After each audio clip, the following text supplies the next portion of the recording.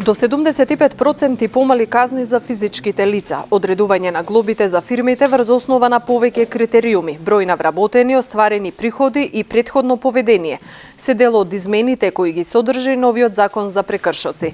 Директорката на УЈП Сонја Лукаревска пред струмичките бизнисмени истакна дека драконските казни заменуваат во минатото, а нивни столб ќе биде превенцијата. На некој начин столб на сето ова да биде превенцијата, односно опомената, а да ги отрнеме оние драконски репресивни казни со кои што фирмите на некој начин се уништуваа.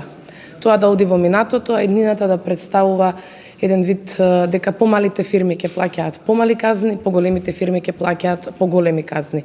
Нашата цел не е да ја намалиме дисциплината на даночните обврзници и генерално на фирмите и на физичките лица, туку едноставно да го дадеме оптималното решение. Првиот човек на Државниот пазарен инспекторат Стојко Пауновски вели дека годинава имале 7% зголемување во делот на доброволното плаќање даноци, што според него е дел од низата активности кои ги презеле инспекторите за превенција и едукација на бизнисот.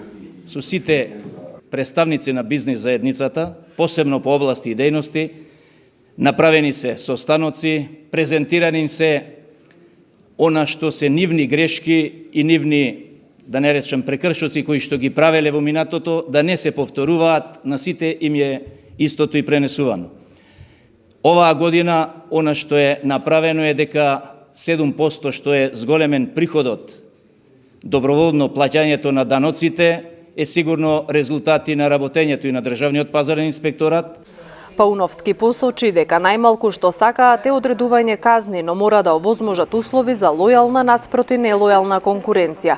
Средбата во Струмица организира градоначалникот Коста Јаневски како дел од активностите поврзани за подобрување на бизнис климата во општината.